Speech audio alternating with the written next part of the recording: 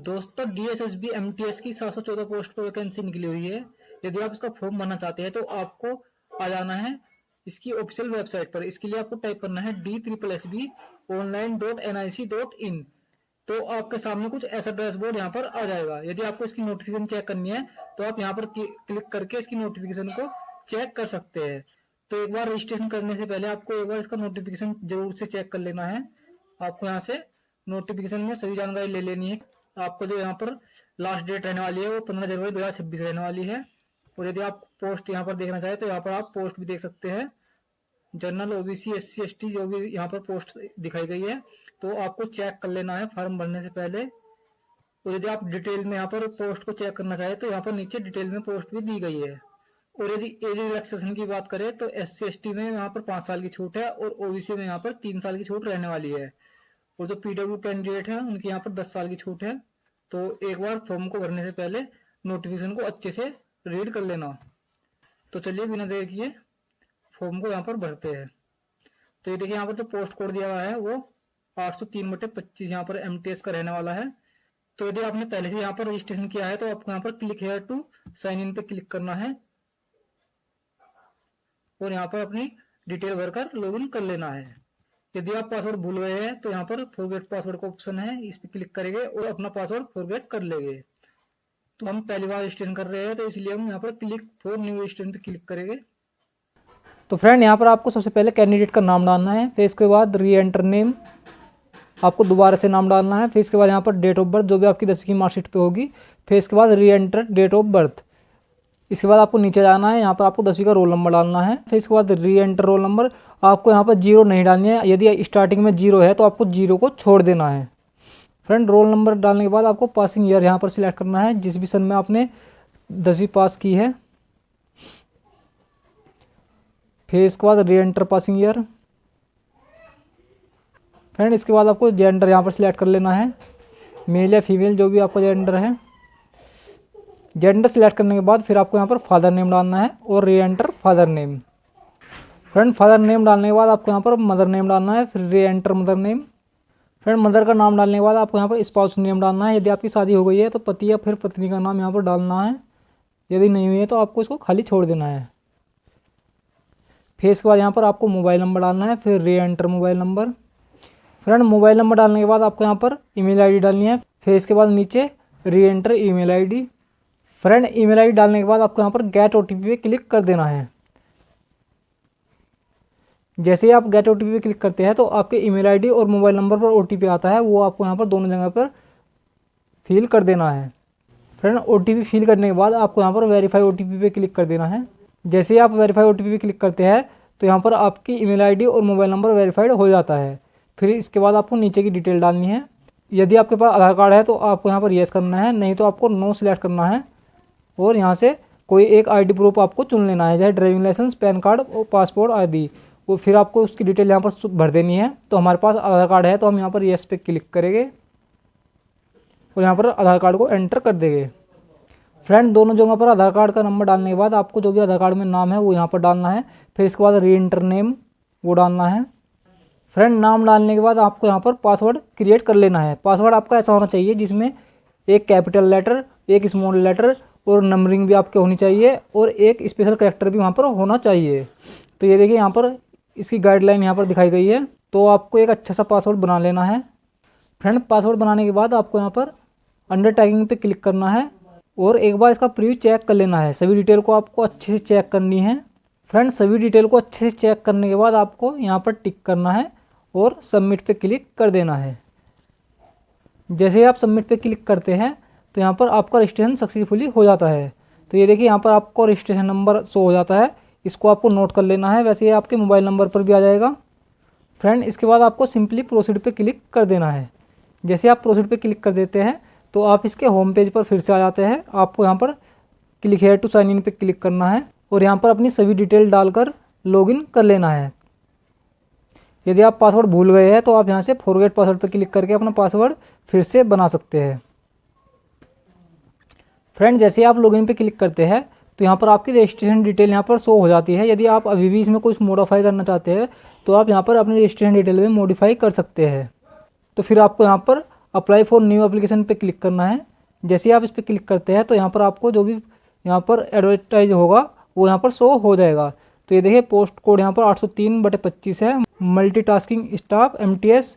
तो आपको सिंपली यहाँ पर इधर साइड में अप्लाई पे क्लिक कर देना है। जैसे ही आप अप्लाई पे क्लिक करते हैं तो आपके सामने कुछ ऐसा डैशबोर्ड दिखाई देता है। इसके बाद आपको नीचे जाना है और यहाँ पर अपना एड्रेस फिल कर देना है। जो भी आपका पूरा एड्रेस है वो यहाँ पर डालना है। फ्रेंड, एड्रेस डालने के बाद यहाँ पर आपको अपना पिन कोड डालना है और यदि आपका प्रेजेंट एड्रेस और परमानेंट एड्रेस सेम है तो आपको इस पर टिक कर देना है। यदि अलग है तो आपको अपना एड्रेस यहाँ पर भर देना है। तो हमारा सेम है तो हम इस पर टिक कर देंगे। जैसे आप टिक करेंगे तो आपका एड्रेस इधर भी कॉपी हो जाएगा। इसके बाद यहाँ पर आपको अपनी कैटेगरी सिलेक्ट कर लेनी है, जनरल, OBC, SC ST, जिस भी आप कैटेगरी से आते हैं। फ्रेंड, जैसे ही आप यहाँ पर कैटेगरी सिलेक्ट करते हैं तो यहाँ पर ये पूछता है OBC दिल्ली या OBC आउटसाइड दिल्ली। यदि आप दिल्ली से हैं तो आपको OBC दिल्ली कर देना है। यदि आप आउटसाइड दिल्ली से है तो आपको सिंपली इस पर टिक कर देना है। तो फ्रेंड, यदि आप इस पर टिक करते हैं तो आपका जो रिजर्वेशन है वो हट जाएगा। तो फिर आप वहाँ पर जनरल कैटेगरी में आएंगे। इसके बाद यहाँ पर आपको सर्टिफिकेट नंबर डाल देना है, जो भी आपका OBC सर्टिफिकेट है। फ्रेंड, सर्टिफिकेट नंबर डालने के बाद आपको यहाँ पर इशू डेट डाल देनी है। इशू डेट डालने के बाद आपको फिर यहाँ पर इशूइंग अथॉरिटी यहाँ पर डालनी है। फ्रेंड, इशूइंग अथॉरिटी डालने के बाद फिर आपको यदि आप किसी एक डिपार्टमेंट में हैं तो उसको यहाँ पर टिक कर देना है और उसकी डिटेल डाल देनी है। यदि आप किसी भी डिपार्टमेंट में नहीं है तो आपको इसको ऐसे ही छोड़ देना है। फिर इसके बाद आपको यहाँ पर डिक्लेयर का ऑप्शन मिलेगा, आपको यहाँ पर इस पर क्लिक कर देना है। क्लिक करने के बाद सेव एंड नेक्स्ट पर क्लिक कर देना। फ्रेंड, सेव करने के बाद आपको अगला स्टेप मिल जाता है अपलोड डॉक्यूमेंट का। तो यहाँ पर आपको अपना फ़ोटो अपलोड करना है, सिग्नेचर अपलोड करना है, लेफ्ट थंब और राइट थंब यहाँ पर अपलोड करना है। तो मैं आपको बता दूं, यदि आप इसको क्रॉप करना चाहते हैं तो आप MS पेंट में इसको क्रॉप कीजिए और वहाँ पर आपको पिक्सल का ऑप्शन मिलेगा। आपको जो भी यहाँ पर पिक्सल दिखाया गया है उसी पिक्सल में क्रॉप कर देना है, तो आसानी से यहाँ पर अपलोड हो जाएगा। आपको केवल 200 DPI में सभी डॉक्यूमेंट को स्कैन कर लेना है और क्रॉप कर लेना है। तो चलिए हम इनको अपलोड कर लेते हैं।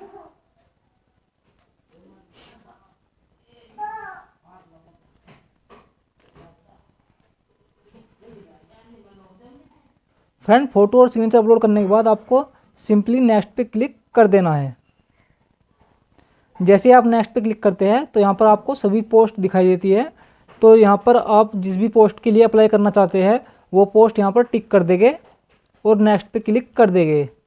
तो फ्रेंड, मैं आपको यहाँ पर केवल समझाने के लिए केवल 2 पोस्ट पे टिक करूँगा और इसके बाद यहाँ पर सेव एंड नेक्स्ट का ऑप्शन मिलेगा, इस पर क्लिक कर देंगे। फ्रेंड, जैसे हम नेक्स्ट पे क्लिक करते हैं तो फिर यहाँ पर आपको एक एक पोस्ट सिलेक्ट करनी है और उसकी सभी डिटेल यहाँ पर डालनी है। तो यहाँ पर हम ये वाली पोस्ट सिलेक्ट कर लेते हैं। फ्रेंड, जैसे ही हम पोस्ट सिलेक्ट करते हैं फिर आपको यहाँ पर अपनी 10वीं की डिटेल यहाँ पर डालनी है। तो हम इस पर टिक करेंगे। फ्रेंड, जैसे ही हम यहाँ पर टिक करते हैं तो यहाँ पर आपको क्वालिफिकेशन 10th और डिस्प्ले में यहाँ पर मैट्रिकुलेशन पर क्लिक कर देंगे। फिर इसके बाद यहाँ पर परसेंटेज, तो यहाँ पर परसेंटेज डाल देते हैं। फिर इसके बाद स्टेट सिलेक्ट कर लेंगे, जिस भी स्टेट से आपने 10वीं पास की है। फिर इसके बाद यहाँ पर बोर्ड या यूनिवर्सिटी, जिस भी बोर्ड से आपने 10वीं पास की है वो डाल लेंगे। यदि आपका बोर्ड यहाँ पर नहीं दिखाई दे रहा है तो आपको यहाँ पर अदर पे क्लिक करना है और नीचे में उसका नाम डाल देना है। तो यहाँ पर हम नाम डाल देंगे। फ्रेंड, बोर्ड का नाम डालने के बाद फिर आपको यहाँ पर पासिंग ईयर और मंथ डालना है। तो ये सभी डिटेल आपको अपनी मार्कशीट से देख कर डालनी है। ये केवल मैं आपको समझाने के लिए बता रहा हूँ। इसके बाद यहाँ पर आपको इंसर्ट पे क्लिक कर देना है। जैसे ही आप इंसर्ट पे क्लिक कर देते हैं तो आपकी डिटेल यहाँ पर सेव हो जाती है। तो आपको एक बार यहाँ पर चेक कर लेनी है, यदि बिल्कुल सही है तो आप यहाँ पर do you want to final save पे क्लिक कर देंगे। फ्रेंड, जैसे ही आप इस पर क्लिक कर देते हैं तो ये वाली आपकी पोस्ट यहाँ पर सेव हो जाती है। फिर इसके बाद आपको यहाँ पर दूसरी वाली पोस्ट सिलेक्ट करनी है, जैसे ये वाली है। जैसे हम इस पर क्लिक करेंगे तो ये देखिए जो पहले वाली पोस्ट थी वो यहाँ पर इधर सेव हो चुकी है। अब इसके बाद हमें इस वाली पोस्ट के लिए यहाँ पर डिटेल डालनी है, तो इस पर क्लिक करेंगे और यहाँ पर फिर से सभी डिटेल भर लेंगे। फ्रेंड, जैसे ही यहाँ पर सब डिटेल डाल देंगे फिर इसके बाद दोबारा से इंसर्ट पे क्लिक कर देंगे। जैसे ही हम इंसर्ट पे क्लिक करते हैं तो यहाँ पर आपकी डिटेल शो हो जाती है। इसको एक बार चेक कर लेना है, फिर आपको फाइनल सेव कर देना है। तो ये देखिए हमारे दोनों ही पोस्ट के लिए यहाँ पर फाइनल सेव हो चुका है। तो फ्रेंड, यहाँ पर जितनी भी आपने पोस्ट सिलेक्ट की होगी सभी को एक एक करके ऐसे ही सेव करना है। जैसे ही आप सभी पोस्ट के लिए सेव कर देते हैं। फिर आपको यहाँ पर नेक्स्ट पे क्लिक करना है और ओके पे क्लिक कर देना है। ये कह रहा है kindly verify your payment status if he has been detected but application number is not generated. यदि आपने फीस जमा कर दी है और आपका एप्लीकेशन नंबर जनरेट नहीं होता है तो आपको पेमेंट को रीवेरीफाई करना है। तो यहाँ पर ओके कर देंगे। फ्रेंड जैसे हम ओके कर देते हैं तो आपका यहाँ पर एप्लीकेशन शो हो जाता है, क्योंकि हमने एक फीमेल कैंडिडेट का फॉर्म भरा है तो इसलिए यहाँ पर पेमेंट नहीं करना पड़ेगा। यदि आप फीमेल या फिर SC ST के लिए यहाँ पर रजिस्ट्रेशन करते हैं तो आपको कोई भी फीस पे नहीं करनी है, आपका सीधा एप्लीकेशन प्रिंट का ऑप्शन आ जाएगा। तो फ्रेंड इसके बाद आपको यहाँ पर डिक्लेयर पे क्लिक करना है और सबमिट फाइनल एप्लीकेशन पे क्लिक कर देना है। फ्रेंड यहाँ पर एक बार फिर से लिखा आ रहा है kindly reverify your payment status if he has been detected. तो इसके बाद ओके पे क्लिक कर देंगे। फ्रेंड जैसे ही हम ओके पे क्लिक कर देते हैं तो यहाँ पर आपको आपका एप्लीकेशन नंबर मिल जाता है। आपको ओके फिर से दबा देना है। जैसे ही आप ओके दबा देते हैं तो आपका यहाँ पर फॉर्म सक्सेसफुली भर जाता है। फिर आपको यहाँ पर प्रिंट एप्लीकेशन पे जाना है। जैसे ही आप प्रिंट एप्लीकेशन पे क्लिक करेंगे इसके बाद यहाँ पर आपको सिलेक्ट पोस्ट अप्लाइड, जिस भी पोस्ट के लिए आपने अप्लाई किया है वो सिलेक्ट करनी है और प्रिंट एप्लीकेशन पे क्लिक कर देना है। तो ये देखिए जैसे ही आप प्रिंट एप्लीकेशन पे क्लिक करते हैं तो आपको इसका प्रिंट ले लेना है और प्रिंट लेने के बाद अपने पास रख लेना है ताकि एडमिट कार्ड निकालने में आपको कोई परेशानी ना आए। तो यदि आपको अभी भी फॉर्म भरने में कोई परेशानी आती है तो आप कमेंट में लिखकर ज़रूर बताएं। और यदि आपको जानकारी अच्छी लगी है तो वीडियो को लाइक कीजिए, ज़्यादा से ज़्यादा शेयर कीजिए और चैनल को सब्सक्राइब जरूर से कर लीजिए, क्योंकि ऐसी ही इन्फॉर्मेशन हम आपके लिए लाते रहते हैं। जय हिंद, जय भारत।